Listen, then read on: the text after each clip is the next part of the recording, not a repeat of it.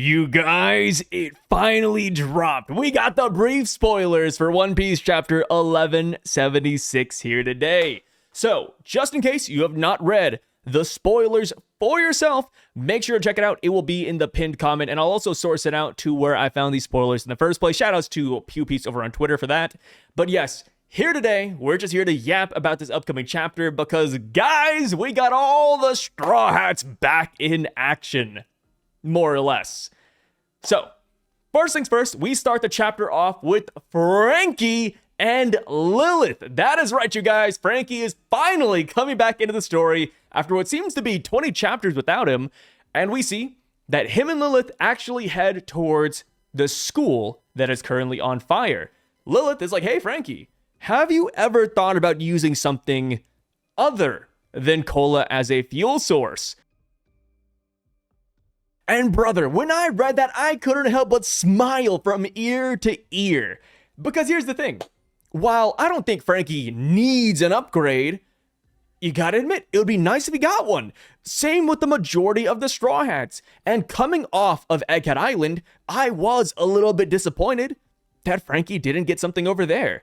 Granted, it does make sense why. Because the Straw Hats showed up to Egghead Island, and then literally within that first hour, CP0 shows up, the Seraphim go berserk, Kizaru shows up with 9 Vice Admirals, and then boom, all 5 of the Gorosei show up as well. So yes, there was no time for Franky to actually get anything meaningful from that island.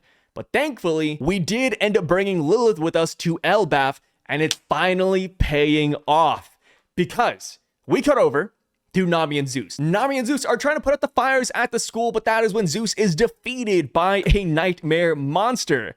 Lilith and Franky arrive at the scene, and they are the ones who end up putting out the fire themselves. Lilith uses a machine to extinguish the fire, and then she freezes the school. She then takes the fire she extinguished and turns it into super cola for Franky.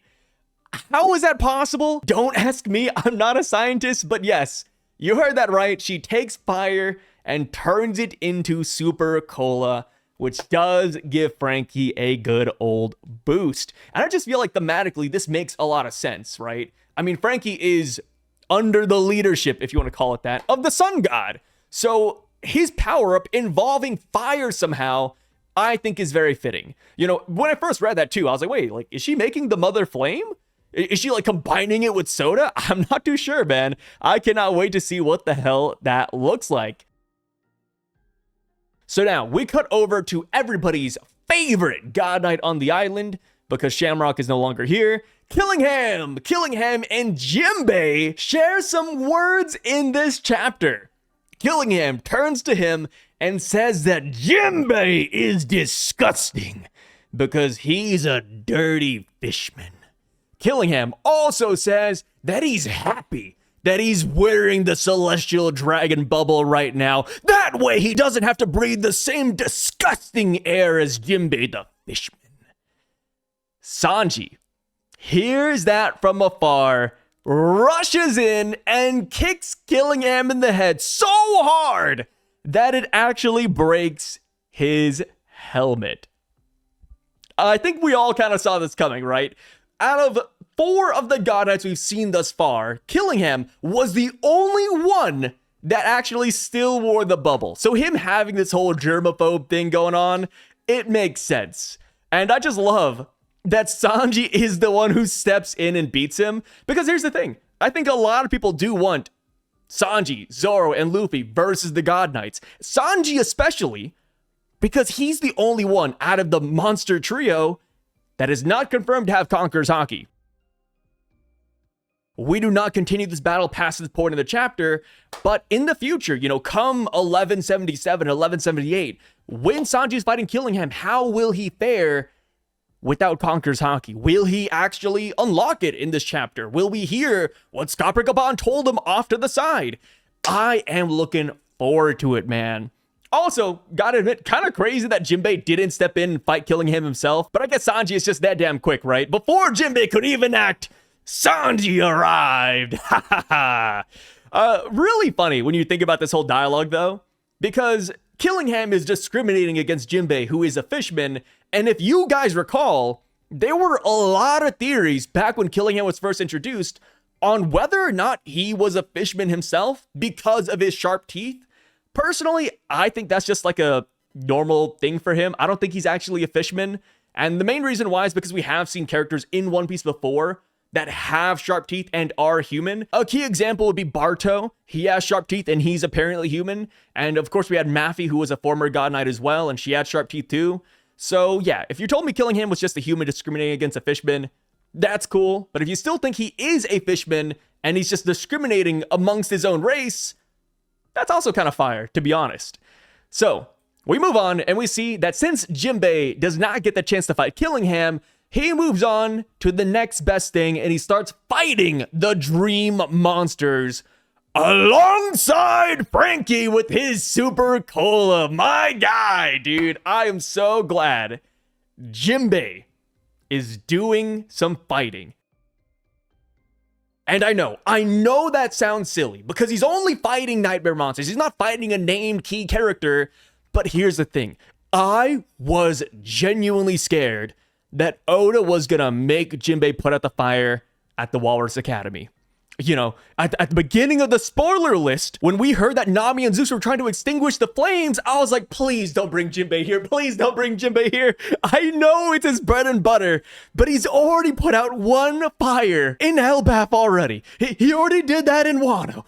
He moved boxes on Egghead Island. Please, Oda, just let him fight, man. He's strong. I promise. So here we go. Jinbe and Franky do team up, they fight a little bit, and that is when we cut over to another battlefront, the one with Dorry and Brogy. We see that they momentarily regain their consciousness, and they decide to kill each other. And I know that sounds crazy, but it makes sense given the context. They're being turned into demons by this weird shadow person, and they're being used to attack the people they love and destroy the country in which they live in. So yes, they decide to kill each other, but when they do that, Domi Reversi actually gets dispelled. That is right. When a Domi Reversi creature dies, that creature comes back to normal and they fully recover. Of course, we do not have the chapter in front of ourselves right now, but I am curious to see if Brogy gets his wrist back, because that was before he got Domi Reversi'd, right? Imu whipped out the shotgun, blew off his wrist, and then Domi Reversi'd Brogy got the wrist back.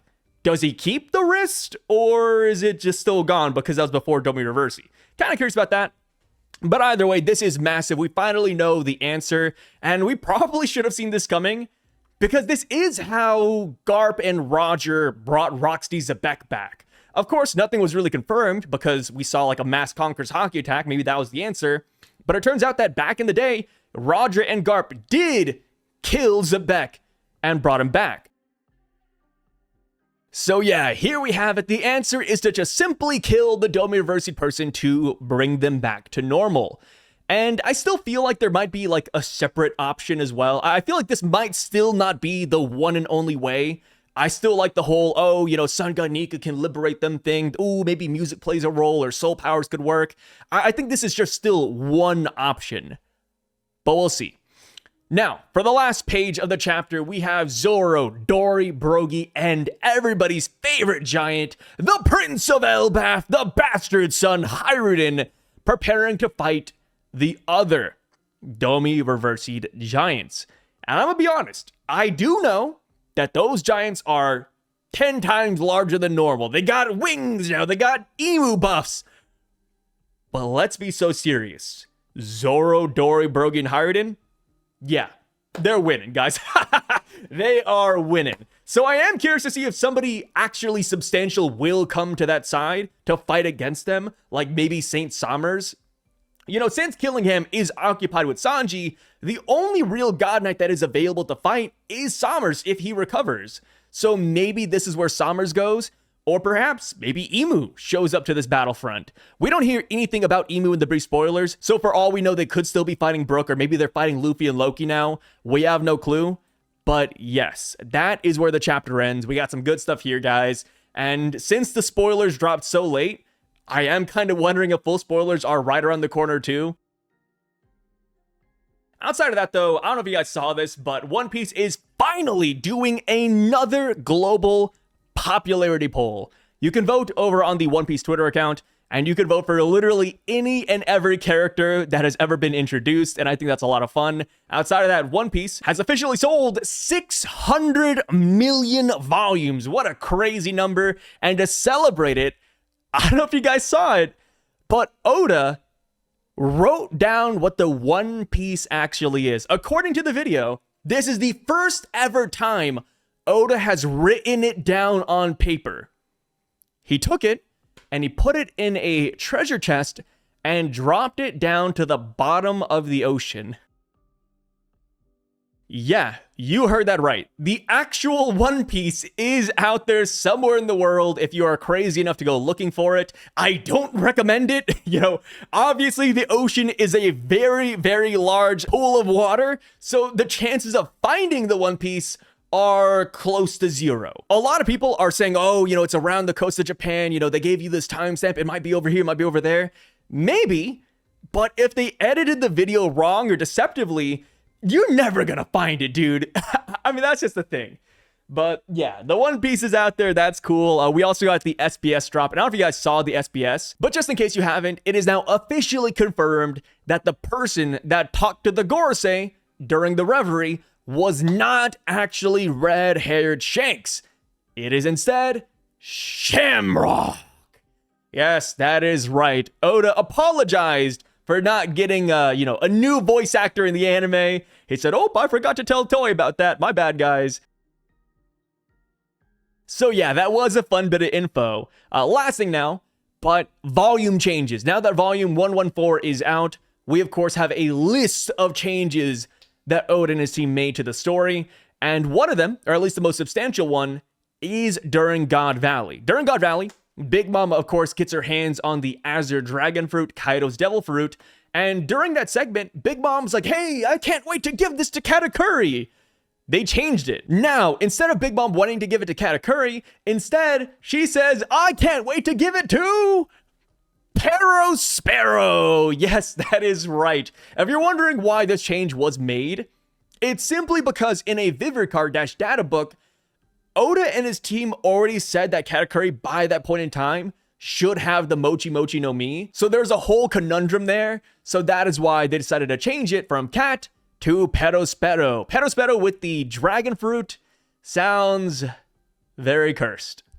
But yeah, that is it for today, guys. Let me know your thoughts on these spoilers down below. How do you feel about Domi Reversi's solution? Do you still think there's more solutions? How do you feel about Franky's upgrade? How do you feel about Sanji versus Killingham? And so much more. I love to hear all your thoughts and opinions down below as per usual. That being said, you guys stay safe, take care, and I'll see you guys when the full spoilers drop. Peace out, brothers.